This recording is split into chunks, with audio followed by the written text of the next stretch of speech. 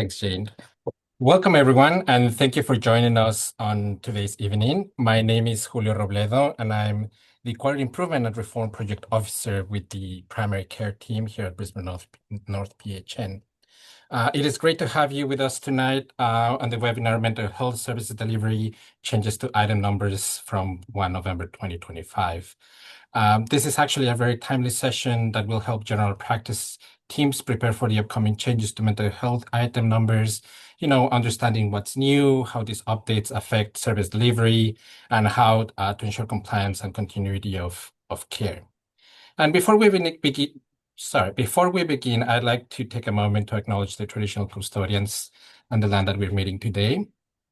We acknowledge the traditional custodians across the land in which we're meeting today. We acknowledge the waterways, the land, the sky. We acknowledge their ancestors and elders and recognize those who continue to protect and promote Aboriginal Torres Strait Islander cultures. We acknowledge the past and stand together for our future. So just a few housekeeping rules. We are aware that there are some severe weather conditions affecting some areas tonight.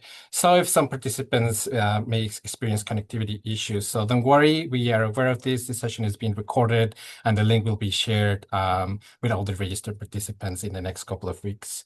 If we happen to lose connectivity on our end, we have a contingency plan, so no worries. We'll make sure to get this content delivered to you one way or another. Your camera will be off as well as your microphone by default. And throughout this session, we're going to have some interactive case studies. We're going to be using the poll function, so just keep an eye out for that pop-up.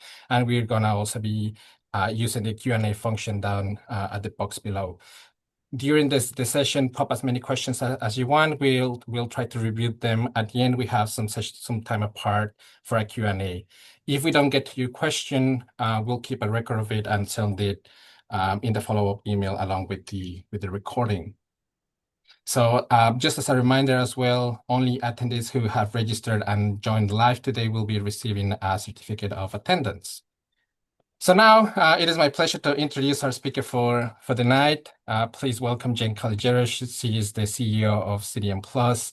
Jane brings extensive experience in chronic disease management, care coordination, and health system improvements. She works closely with general practice teams across all of Australia, not just here in Queensland, and she works to strengthen clinical processes, enhance service delivery, and improve patient outcomes. So we are really thrilled to have her with us tonight. And welcome, Jane, please.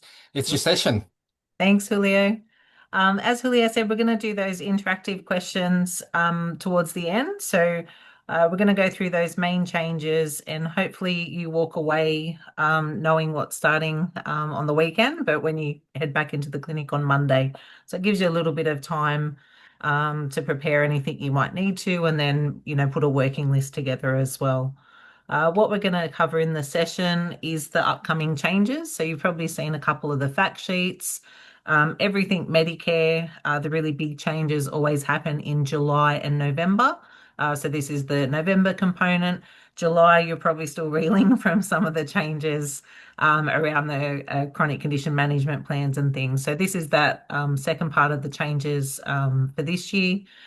So we're going to look at those mental health changes. You've probably also heard a little bit about the bulk billing incentives that's starting 1st of November as well. So yeah, July, November are usually when those big changes come out. So we're going to look at some of the mental health MBS numbers. There is so many numbers under mental health, a number of different providers. I'm going to hopefully tell you which ones are being taken away, but then also give you some numbers that you can replace them with while you're delivering some of that care, over that 12-month period, if we look at it in a snapshot for the patient like that as well. So for those that haven't looked at things like family and carer participation, the mental health case conferencing numbers as well, and then what's also able to be billed as part of the same like consults together. So we'll have a look at those three main scenarios. There's not changes to the mental health treatment plan itself. So I do have a couple of slides on that, but we're not going to spend the majority of time on that in tonight's webinar. So there's some additional and new programs and incentives that you might not have seen before. So we've got slides and a couple of links to those programs in the background. So you get a chance to jump in and have a look. And a lot of them you'll find from jumping onto the Brisbane North PHM website as well. So let's get started and then we'll jump into the case studies right at the end. So for those that don't know, the Better Access Initiative is how we actually have all of these numbers under mental health. They've been around since 2006 when the program was introduced. It allows for education and training for the whole mental health workforce as well, and to encourage GPs to participate and actually deliver that mental health, those mental health services as well. So the changes, we'll go straight into it. The upcoming changes from the 1st of November will be that the Medicare benefits will only be paid for those services when a patient sees a general practitioner or prescribed medical practitioner at the patient's My Medicare registered practice. Geez, that's a mouthful on its own, or their usual practitioner. So they don't have to be registered with a practice to actually have that mental health treatment plan. It's just they are registered with My Medicare or their usual GP. The mental health treatment review and ongoing mental health consult numbers will be removed. So one of the earlier fact sheets that you might have seen had a list of numbers. It'll probably be a little bit more expanded when you see it. But basically those review numbers and consult numbers that we used to use. So for those that have been doing this for a while, the 2712 was the GP kind of face-to-face one. There was also the telehealth versions of that, and then also the consult numbers. So as I said, it's probably a bit easier for you to streamline this going forward in your clinic because you can now use the time-tiered numbers. So I've got a slide that will show it or illustrate it a bit better. And then the third point was the My Medicare and usual medical practitioner requirements are going to apply for those telehealth items for the mental health treatment plan. So it's no longer exempt from that established clinical relationship rule. So I've got links. You can jump in and have a bit of a read. It's, a whole couple of pages around that in that explanatory note from AN 1.1. But basically that established clinical relationship defined as the provider who's performed that service face-to-face within that last 12 months, or they're in a practice with those services. But there's the full light list, but basically it was exempt. It's not going to be exempt from the 1st of November. So that's something to keep in mind. And when we talk about the, tips for the practices and things you might need to look at from a process point of view, just keep that one in mind as well. So the changes, like from 1st of November, you can see the mental health treatment plan review and the mental health consults are just going to be merged into a time-tiered number. So the easiest one to, I guess, look at is those scenarios like we did with the chronic condition management plans. So the mental health treatment plan review and ongoing mental health consults will be removed. You'll just use your time tiered for those visits if they were scheduled. So if you had someone booked in for a mental health treatment plan review, because you can imagine if they were booked in a couple of months ago, these changes are coming into effect 1st of November. You don't need to change anything or, contact patients. You're just going to be doing what you would normally do, but you'd be billing a time tiered number. So if we start at the top, so if they've got a current mental health treatment plan, they're not due a review, same as what we did for the care plans. We don't need to contact them or do anything. There's no immediate action. If you've done the current mental health treatment plan, they're due for the review. Then instead of billing that mental health review number, you're going to be billing a time tiered number. So your 3, 23, 36, etc. And then the third one is those patients where you'd normally bill the mental health treatment like consult numbers, the 2713 or equivalent. They're going to the time tiered number now as well. So I think it's a little bit easier. The numbers that you can actually remember a little bit easier as your time tiered. And you don't actually have to action anything for the patients, as in, call them and change appointments if they're already booked in, etc.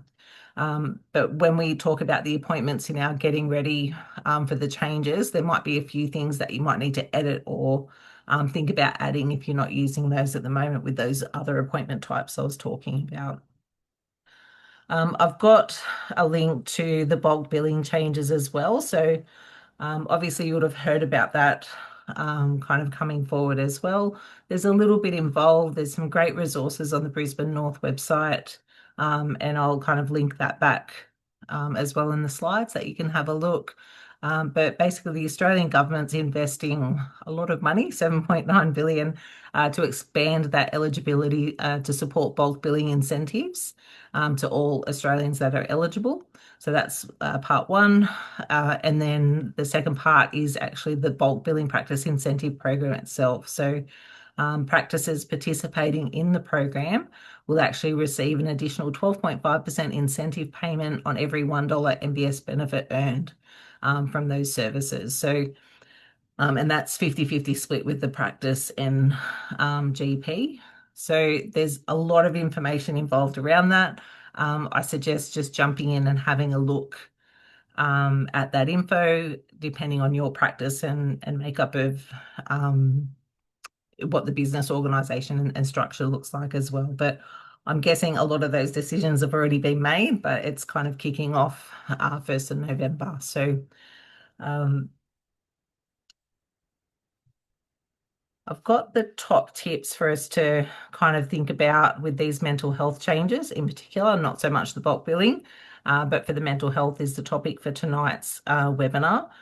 And I've used the same format that we did for the chronic condition management just to keep it really nice and simple, even though it's not so simple with some things, but the actual appointments themselves, templates, text shortcuts, for those clinics that aren't up and running with My Medicare, it's probably worth having a look at that and kind of getting ready for, I guess, future changes.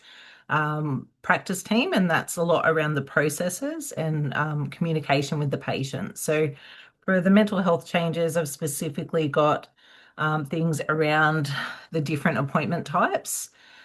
So a lot of clinics will usually have one for the mental health treatment plan, but not always for, the reviews. If clinics aren't doing the mental health case conferences, you want to kind of start doing those.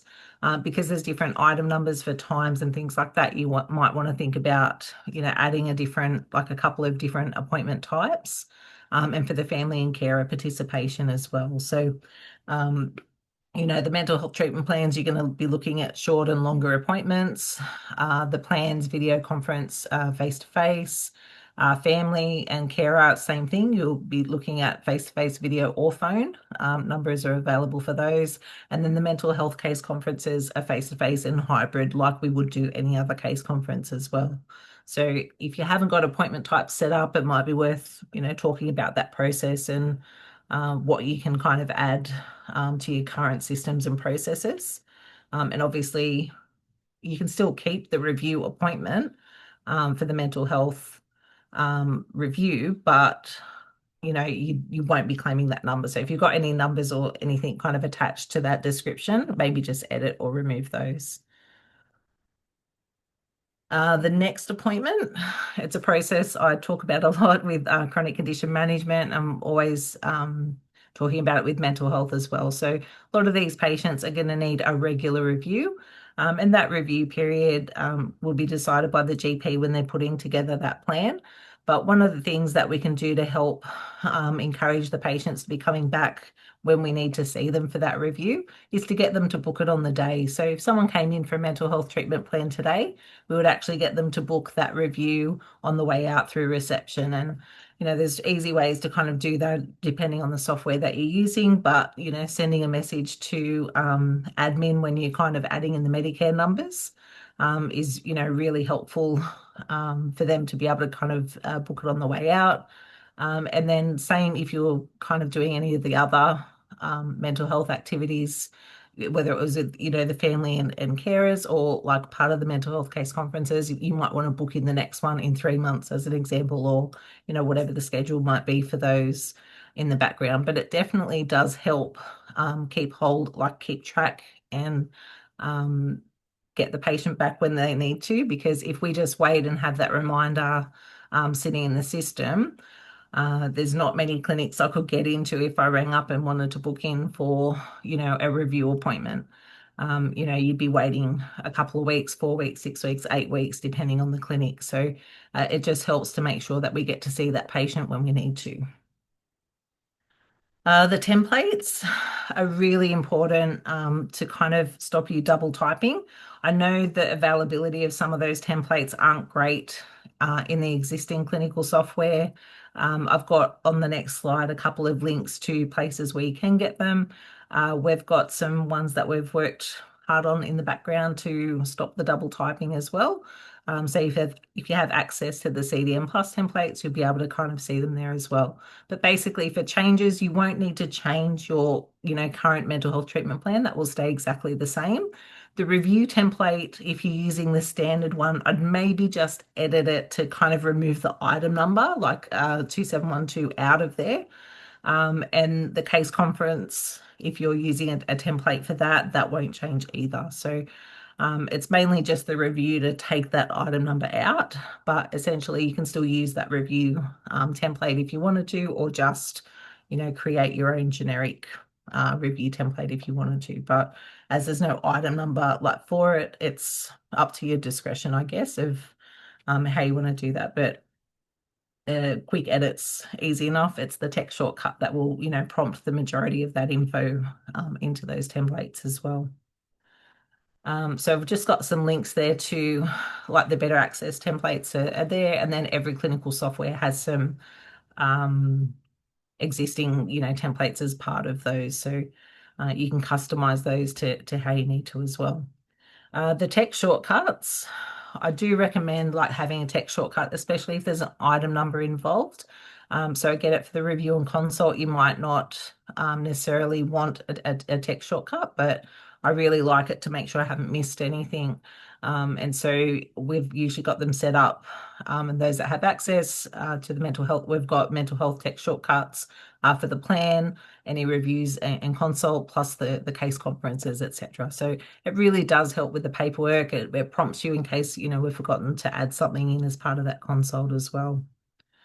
For the My Medicare, I just kind of prompted to encourage patients to register. I know a lot of clinics are at different levels of, some clinics might not have started My Medicare registrations. Some might be in the middle of it. So it might just be worth checking your patients that are coming in for mental health treatment plans, or that they're actually registered with your practice, or encouraging them to register. And then the practice team, it's to kind of make sure that everyone's got the resources that they need. So as I said, there's changes, they're removing item numbers. So if admin are usually doing a lot of your numbers, they're going to see you put through a 23 and go, oh, what's Dr. Smith doing with that? It's meant to be a 2712, and then it's going to kind of bounce back. So just some communication about those changes if they're not aware. As I said, if anything's changing with the processes, just to let your practice team know. And then think about what is going to be said to patients as part of that communication as well. So what needs to happen, do we need to, send anything out, whether it's part of your socials or, a little something that they can read when they kind of get to the, front desk as an example. So it doesn't have to be anything too elaborate, just to kind of let them know about those changes. I've just got a couple of slides on the mental health treatment plan itself. As I said, I'm not going to spend a lot of time on the plan itself tonight because that's not changing. But we're going to talk about some of these other numbers that you might not have seen or used before. So the mental health treatment plan provides a really structured framework for GPs to undertake that assessment, early intervention and management of patients with a mental illness. It's available for these patients, so patients in the community, private inpatients, including residents for aged care being discharged from hospital, and residents not admitted in hospital. They must have a mental health, a mental disorder, and benefit from a structured approach to management of their care needs. For those that have read the fact sheets, I think for me, the thing that just kind of kept providing it, like popping out from the text, was around the patient's needs and, needing that moderate level of care. So I think that's something to have a look when we kind of read through those updated fact sheets or news when they change over. I've just got the links to the categories of mental and behavioural disorders that you would have seen before, and then what categories don't count when we're putting together the mental health treatment plan. And a list of, providers that kind of sit under for mental health services. So GPs, prescribed medical practitioners, psychiatrists, psychologists, clinical and non-clinical psychologists, social workers, and occupational therapists as well. And everyone's got a set of item numbers. So some of the fact sheets that are out under the Better Access one, they've got like a list split by provider of the different items. So if you've got multiple providers in your clinic, it might be worth just kind of sitting down together, make sure everyone's happy with their item changes. We've got a mental health flowchart of some of those basic pathways in the practice as well. And, there's a couple of options through patients that are having a 715 or First Nations like health check, patients under a chronic condition management plan, or under some of the other pathways, so mental health treatment plan or eating disorder as well.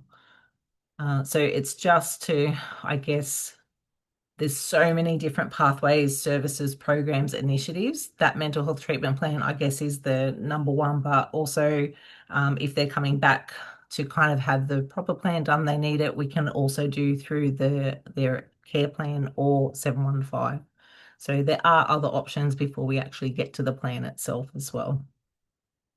So the plan's just broken into a couple of steps. So we've got the main assessment, just based on the MBS item number. So I'm not going to kind of sit too much on that. So the assessment, the plan itself, so the actual like document, and then the referral steps. So in the allied health part of it, one of the fact sheets earlier in the month mentioned that their documentation requirements and things haven't changed.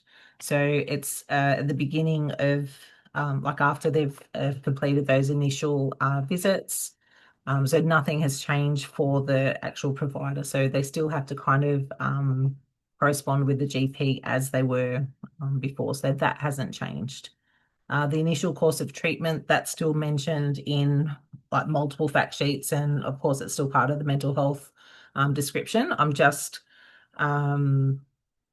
very aware that it's not 1st of November yet, so I do recommend, even after this webinar tonight, when you get to the office, like to the clinic or whatever on the Monday, just jump in and just triple check your main item numbers. Because even the fact sheets and things will sometimes get updated after the date of 1st of November. So just we've prepared this with all the information available, but I just think triple check anything else, especially around the referrals, because I haven't mentioned that again for allied health and the documentation since the beginning of the month. So obviously that may change after next week.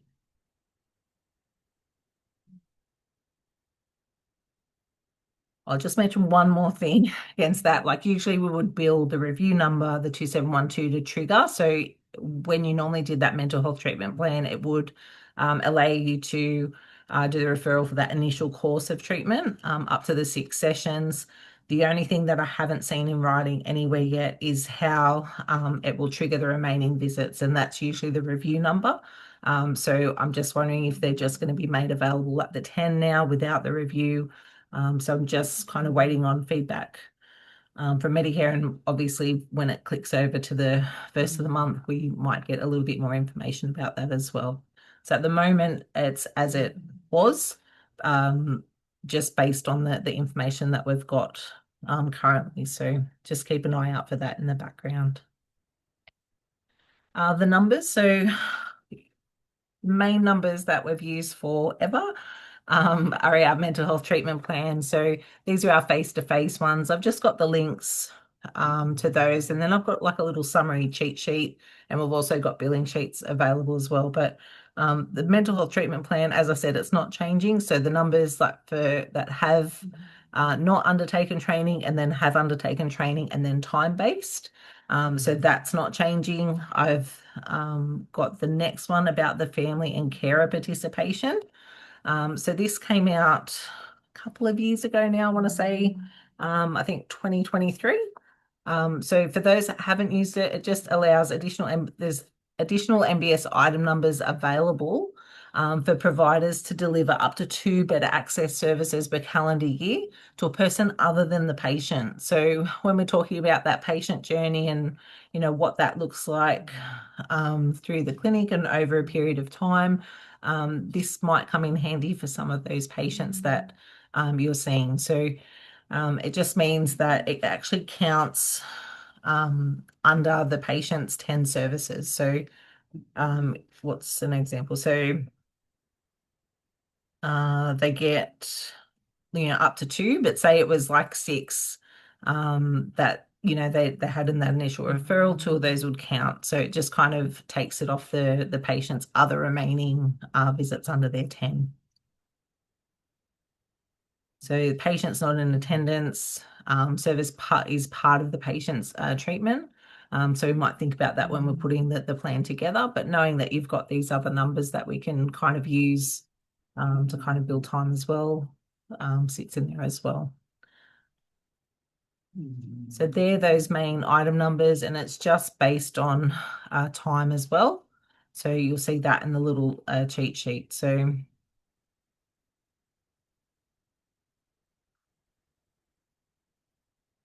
I think it would definitely come in handy, especially for the more complex patients that we kind of see through the clinic. But yeah, if it's something you're already doing, great. If it's something you haven't heard of yet, then it's definitely worth a read and think about how you can kind of work that in when we're putting the plan together. But also, when we're seeing the family or carer, like and billing that number, what happens next? It might be that you book in that second visit, like you would a review, I guess, to kind of keep track of it in the background.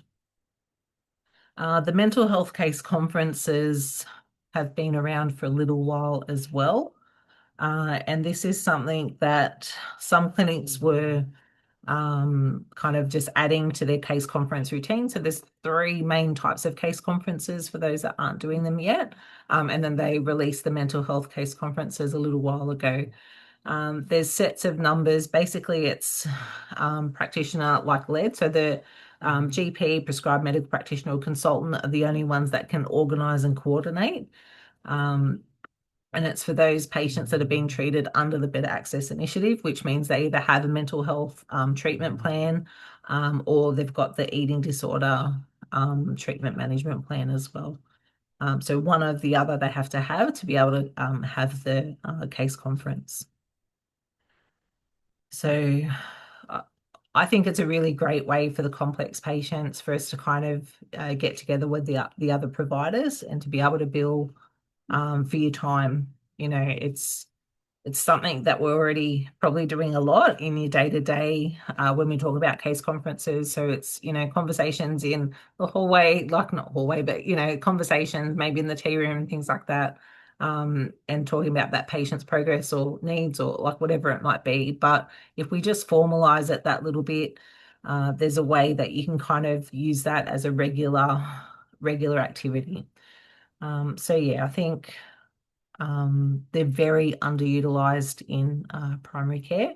Some clinics are doing our chronic condition management case conferences really well, and a lot of GPs will usually participate in a lot of the aged care like conferences, and then they released a whole heap of item numbers for the kind of under 25 with developmental disorders as well. So there's a whole range of case conferences that we can access, but I feel like this mental health one, a lot of clinics aren't starting to use this yet. So I do recommend having a little look and follow what you would if you've done any of our case conference webinars. I'd maybe just follow the same processes when we talk about templates and text shortcuts and appointment types and things like that.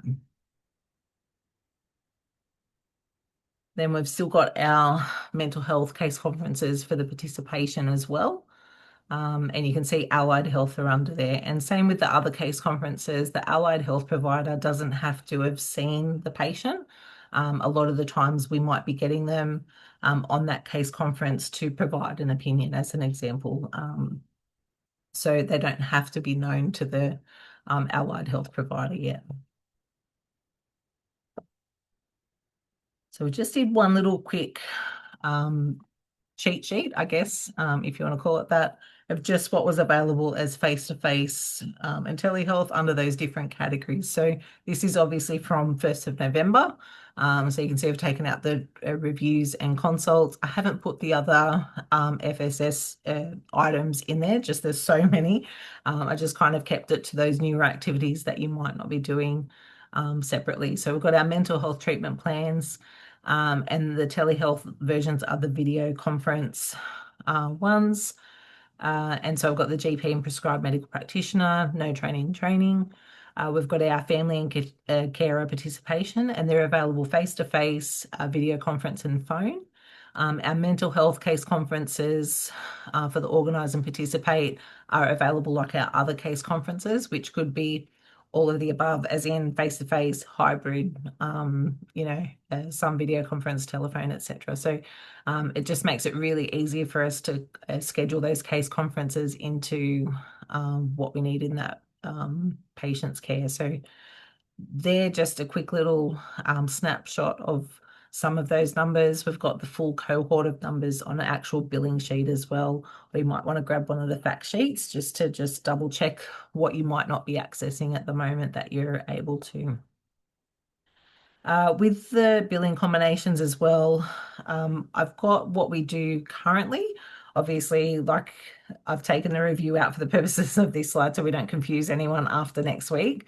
But for the mental health treatment plan, it's undertaken or initiated during the course of another consult, both items may be claimed. So when you jump into any of the mental health treatment plan numbers, scroll right down to the bottom in the explanatory notes, and it will give you the nitty-gritty of what you need to do. So you'll still notate the times of both services, etc. But just make sure that you've actually annotated and documented enough, basically. Like you need to make sure you fulfill the requirements of the numbers that you're billing. So that kind of sits under there. And then this hasn't been, or they've, a lot of you, if you've looked at the explanatory notes before, they kind of spelled out the more complex care. And one of the main questions that we always used to get was, my patient has a chronic condition. They've also got a mental health condition. Do I treat them under the care plan or do I treat them under the mental health treatment plan? And this is what Medicare's had like previously. When I was getting ready for this webinar, these specific ones are no longer listed. It's just kind of set it in that way where it says the consult and mental health treatment plan. But I guess when you think about it, it makes a lot of sense anyway. So if the patient has a mental health condition only, you're mainly going to be using those GP mental health item numbers. If they have a mental health condition and a separate chronic condition, which are diabetes as an example, you may want to treat them under two plans. So, and if they've got, mental health condition significant, then we're still going to be doing like a care plan. So I think for those patients that have significant chronic conditions that they're requiring, other people involved in their care, I think it's quite reasonable to be treating them under both. But that's obviously up to the GP to decide when they're putting that together. I've just got a little bit of extra information around those. The last one was just around the mental health case conference. So that actually can be billed on the same day as a consult as well. Same thing, you'd notate the times of those services, etc. And just make sure you fulfill the requirements of both those numbers, but it can actually be claimed together. And then I've just got a couple of slides to talk about the case conferences themselves.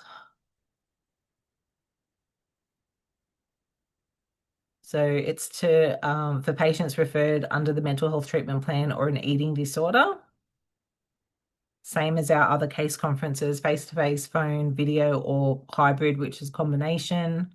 And then it must be the GP, PMP, psychiatrist, or pediatrician, and two other people. So same as the other ones, the patient doesn't have to be present, but we usually document their, consent for it to take place. And, if it's a patient's family or like carer, we can't actually count them as part of the team in that process. So GP and two other providers. So I hope that's just something to think about with those additional numbers that you might not be using right now. I'm just going to jump through and have a look at those programs and initiatives that you might or might not have seen. The health pathways. I'm not sure if you currently use or you'd be currently using Health Pathways. If not, jump on the Brisbane North website and type in Health Pathways. It should be on the homepage, but jump in. It's so good for pretty much anything you'll need, referrals or more information or management, detection, etc. So everything's on there. I don't have enough time to jump into it tonight, but what I wanted to let you know is from the 18th of November, instead of the generic password that you're using right now, if you've got access, you're going to need to create your own single-use account. So a lot of the PHNs, like all over Australia, we're kind of converting over to single user. So if you haven't done it before November 18, you'll get bumped out. And next time you need to go to use it, it'll kind of prompt you to create an account. So just a little heads up on that one. But highly recommend it as the go-to place to start when you're looking for information. No more Google. Health Pathways will kind of have everything you need to kind of look at different services, referrals, programs, mental health, chronic care, etc., and especially acute care. Okay, so Medicare Mental Health. So it's the National Medicare Mental Health Phone Service. Provides assessment and navigation to connect people to the right mental health services. It's a free service. So anyone that needs mental health wellbeing support, and I've got the details and the link you'll find under Brisbane North Health Pathways or through the website as well. Just a quick note. Some people may be wondering, what is this? It was formerly called Head to Health. So Yes. yeah. So for those people who know what Head to Health is, this is a new Replace it. Yeah. revamp of the program. Just kind of It, FYI. yeah. And Head for Health was around for, I want to say, close to over 10 years. So yeah, sorry, that was me as well. Yeah, it was previously known as Head to Health. A couple of the other programs are still up and running. So we've got the GP psychiatry support line. So it's now federally funded, available to all Australian GPs. So same thing, all of these links on the slides will take you to the place where you need to go for these, but the numbers are on the screen. Like if you want to scribble anything down between now and when you get your hands on the slides. GP psychiatry, so subservice of the ADA state and government AOD support service. So it's a specialist telephone support services for health professionals in Queensland. They provide clinical advice for managing patients with alcohol and other drug concerns. It's like at 8 till 11 p.m., 7 days a week. So calls can be transferred to an on-call medical addiction specialist as well for some of those queries. And then a lot of you may have seen the previous version of the mental health services map. It's been updated. I've got the new link down the bottom as well. You also find it through the Brisbane North PHN website as well. So that's a great little summary of the different services. The Find Care Fast, so mental health support. So it's a kind of a call 000 for immediate danger, and then the 1300 mental health call, Queensland Public Health Mental Health Triage Service. Geez, that was a big sentence. And then the self-referral flyer is still up and running. So a lot of clinics will have, things like that available in there, like clinic for the self-referral. Metro North Mental Health Services, the IAR training tool,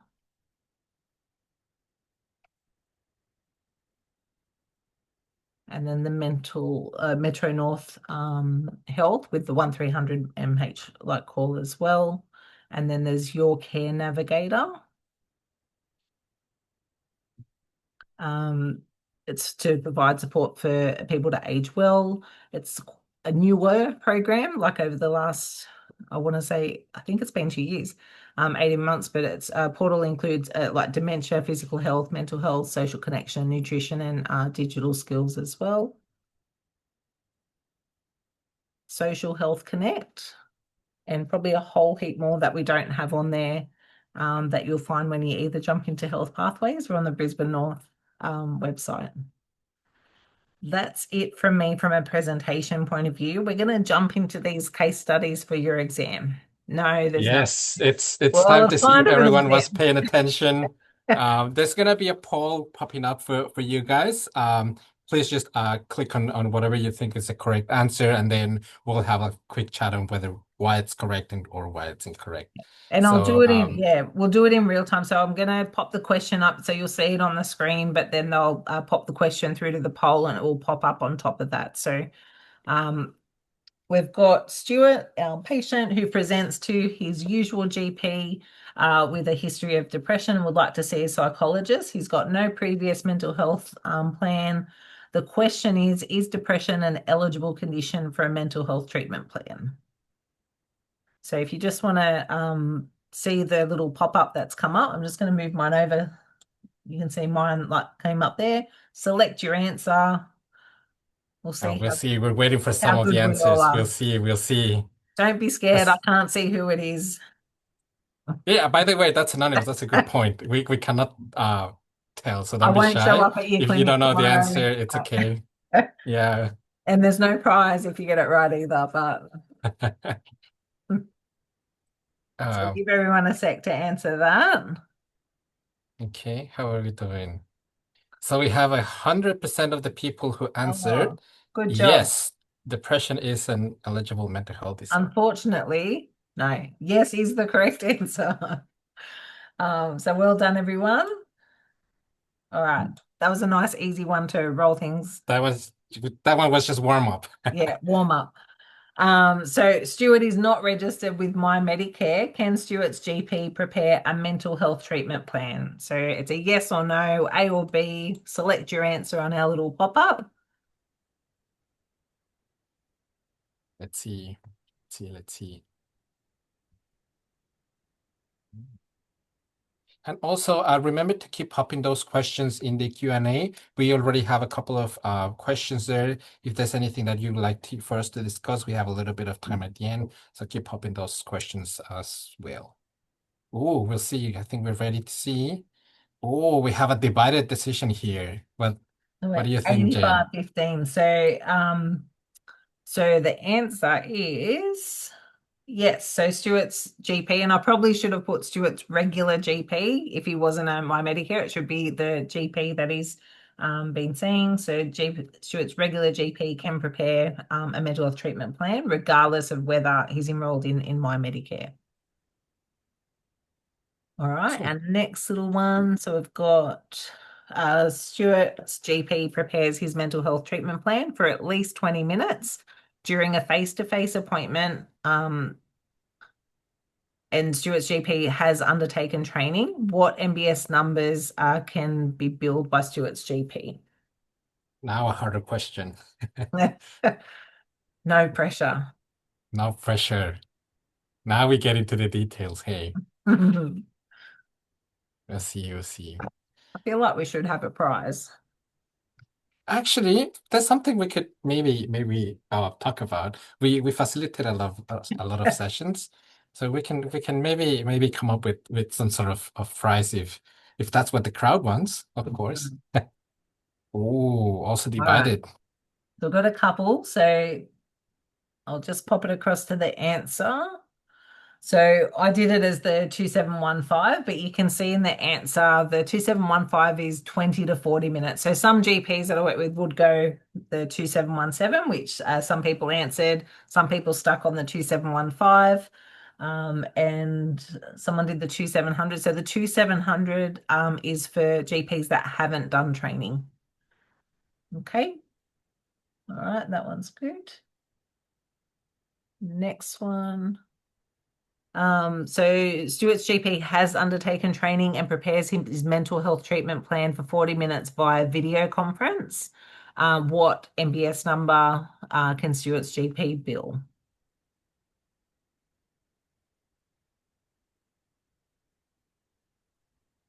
Okay.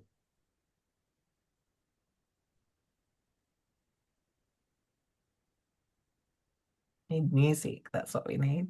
Yeah. The I thinking was music. I was thinking, oh, you have the results divided. I'm This is more thinking close to 26. 50-50. What do you Yeah, think, and Jen? on this one I did the last one, but same thing. It could have been either. Oh no, it was the 40 minutes. Yeah, so the 92116, 20 to 40 minutes, and the 92117 40 plus minutes. So either or, like depending on the like GP. I should have done either or answer. So everyone's correct because we got like both those answers at the bottom. So They're gonna say that we're cheating. yeah. All right, so I've got Stuart returns to his regular GP for his mental health treatment review after the 1st of November. What item numbers can Stuart's GP bill? So we've got 2712, a 23, a 92126, or a 2713. What are we thinking? What are we thinking?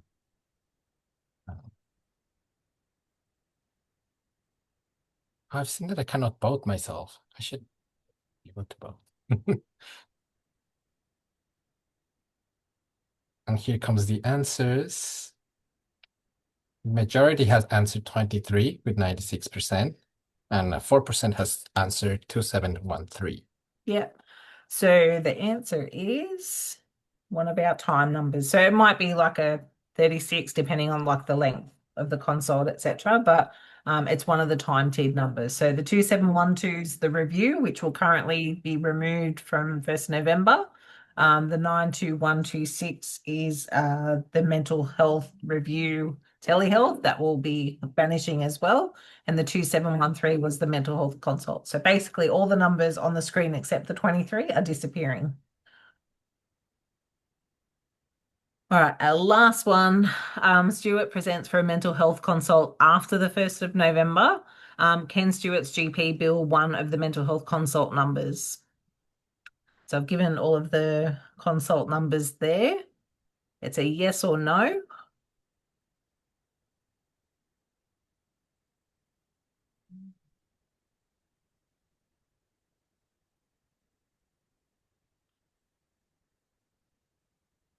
How do we do?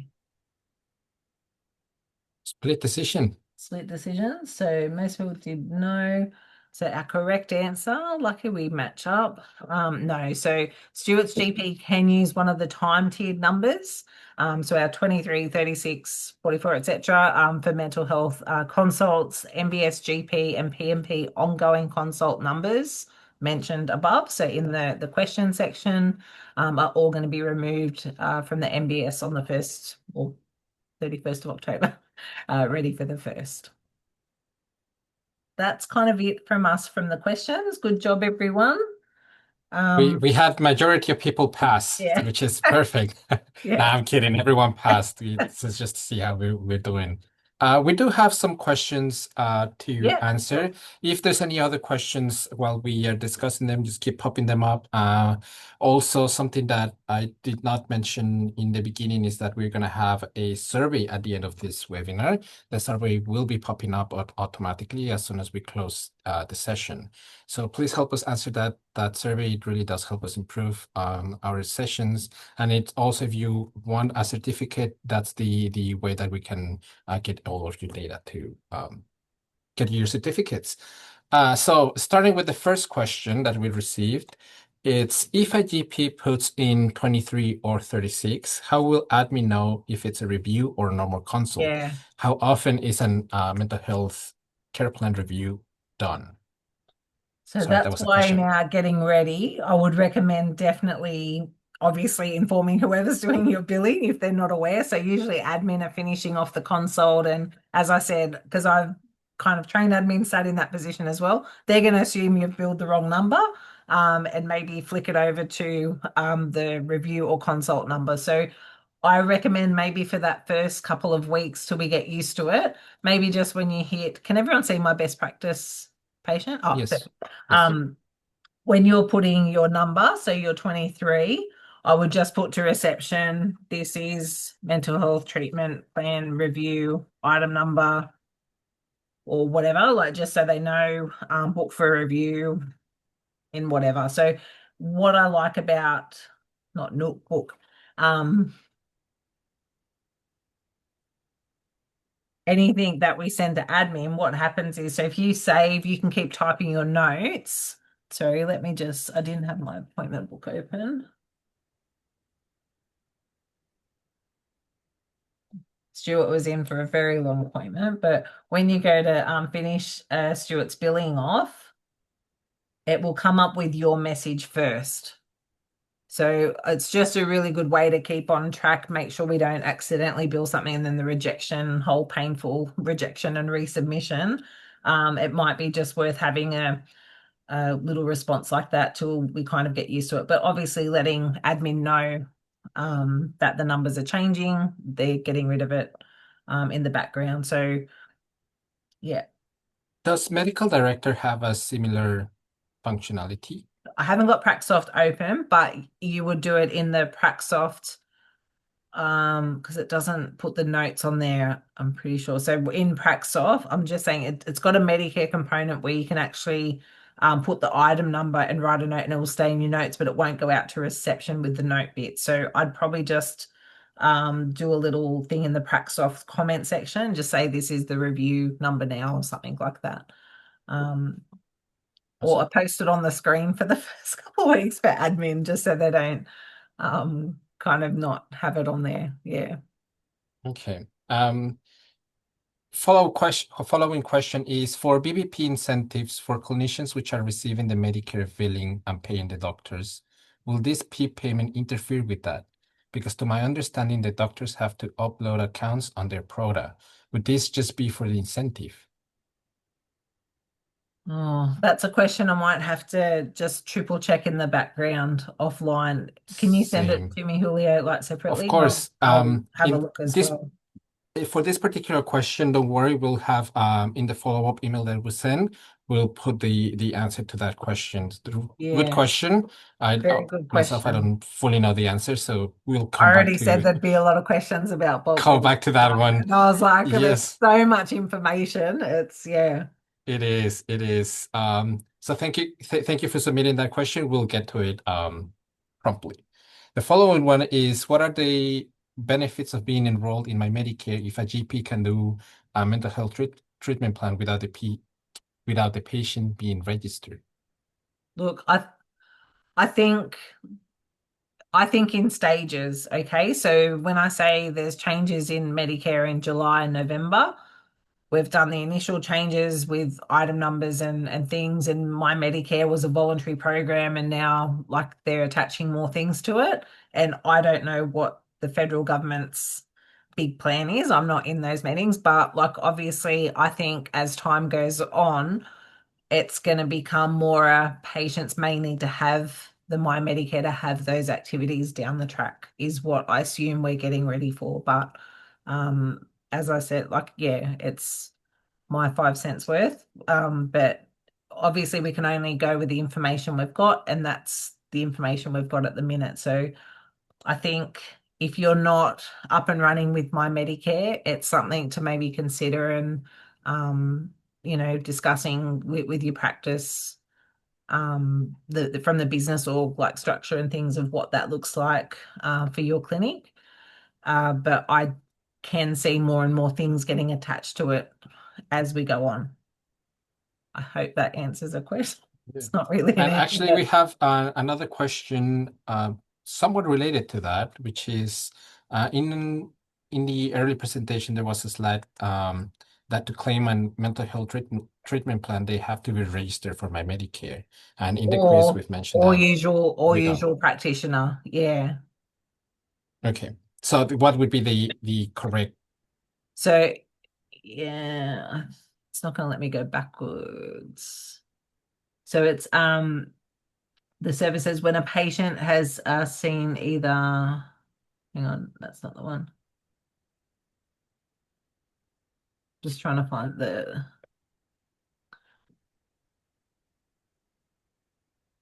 it's basically if they're registered like with My Medicare or their usual practitioner. So it's like the chronic condition management ones where they didn't have to be registered with My Medicare, they could see their usual GP. So if you're a clinic that's not registered with My Medicare and you see that patient, you're their usual GP, you're still going to do the mental health treatment plan. If you're a practice that's registered with My Medicare, like and the patient's registered My Medicare, you're going to be able to do the mental health treatment plan. So basically, if you're their regular usual GP, then you're going to be doing that mental health, which is how you'd want it. Like I don't think that's anything that you wouldn't want for your patient with a mental health condition that's going to need, regular care. So yeah, basically it's their regular GP, whether Awesome. they're enrolled with Biomedicare or not at this Thank you, time. Jane. We have another question saying, if a patient has a mental health care plan from 2024, can they access psychology visits in 2026 with Medicare rebates? That's What an year interesting was the question. plan? 2020. 24. Yeah. The visits are per calendar year. I'm pretty sure the plan's valid like the care plan was for the 2 years. So basically from the fact sheets current like print and from earlier ones, it's like the care plans were there's that little transition period. So they're valid for the time that they're written, as in it's the 10 per year. Like obviously, if you see them, you might just want to redo the plan and start them from scratch if the last one was done like 2024. Because 2025, most clinics are doing them every 12 months. So it's probably the longest gap I've seen like between one. Most kind of stick to that 12 months for the actual mental health like treatment plan. But if it's like the care plan, they're valid for that 2 years or until all the services have been completed was the language in the fact sheet, I think, from Um, memory. we've approached the end of the time, so if anyone in the session needs to leave, we understand. We only have a couple of questions to go, so if you're happy to continue, Yeah, we'll just go yeah, through those two questions. yeah. Um, So the other question is, how often can a 2715 and a 2717 be claimed? Each calendar year, or is it every 12 months? It's per calendar The year. year. Sorry, yeah, it's every 12 months. Just let me, I'll bring up the Oh, okay. description Never reading mind. just so you can see it. Are Mhm. they?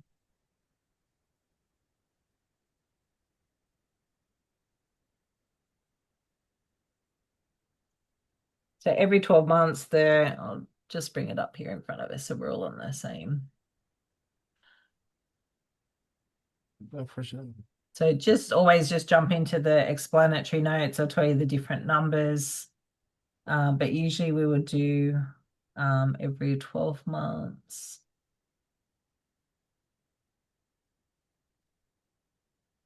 And it's in Yeah, one of the fact sheets. in Yeah. 12, yeah, I read it somewhere. Yeah. Yeah.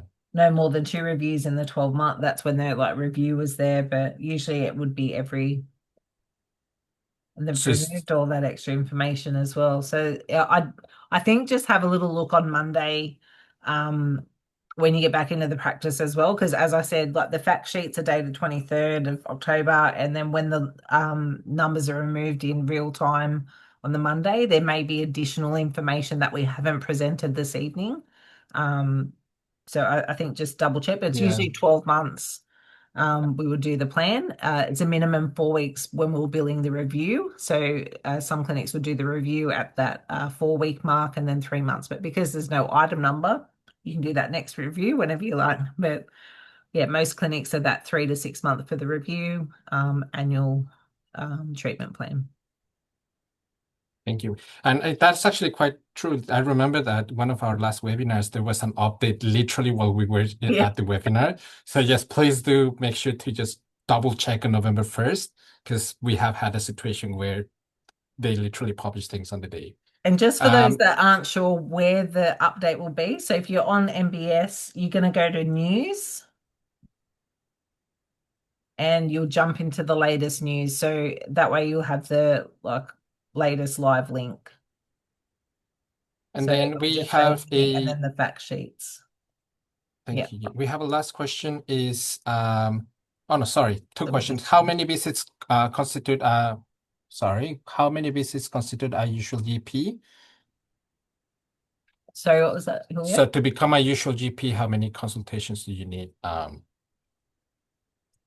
Look, I've worked in a lot of clinics, especially clinics we've got Aboriginal community control, we've got like changeover of GPs and things like that. But for the usual GP, it would definitely be a couple of visits, I think. If you think about the logistics of it, say you see a brand new patient today, they've moved, they've changed clinics, whatever it is, you have to get all their kind of medical history from the other clinic, and it takes a little bit of time. You're going to do your initial visit. So yeah, I'd say a couple before we kind of jump into anything like that. You want to check their eligibility. They might actually have one already in place and things like that. So it's not something I rush into. I want to make sure like I've got the information before we're like picking different activities to do in the background. And then the last question is, what about non-Medicare registered GPs in some practices? Oh wait, sorry, I'm reading that in the wrong tone. Yeah. What about non-medical Medicare registered GPs in some practices? Can he do CCMP? Yeah, so there is prescribed, so they're not non-VR anymore, it's prescribed medical practitioners. They sit under that bracket. So I can send it to Julio in an email, the list of for a chronic condition management plan for prescribed medical practitioner. Okay. Is that the question? Yeah. I think so. I need to get better at reading the No, questions. that's okay. I'll do it for both. And then on that cheat sheet in this presentation, I've included the PMP mental health numbers for treatment plan, etc., in there. So you'll be able to see those in that one little cheat sheet. Awesome. And I think that brings us to the end of the session. I realize that we are a little bit over, so thank you everyone for your patience and staying here with us. Thank you so much, Jane, for the informative session. Sorry. Thank you so much for the session today, and a big thank you to everyone who's joined us. We really appreciate your time, especially given the challenging weather conditions across the region. And we hope tonight's session was informative and has helped you feel more confident about the upcoming Medicare changes, and how just to prepare your practice for a smooth transition. And before you all go, remember that there's going to be a survey popping up. Please help us answer that survey. If you require a certificate of attendance, please fill that survey, as that's the only way we can make sure that you received it. Thanks again for everything. And on behalf of the PH Jen, it's always fantastic to have you as a speaker. So thank you so much. Thanks, Julio. Thanks, everyone. We'll answer the Thank you. questions offline. We'll have a follow-up email with that question that we didn't answer. You'll receive the resources and recording as well in the next couple of weeks. So thank you so much. Thank you everyone for joining, and have an excellent night. Thank you.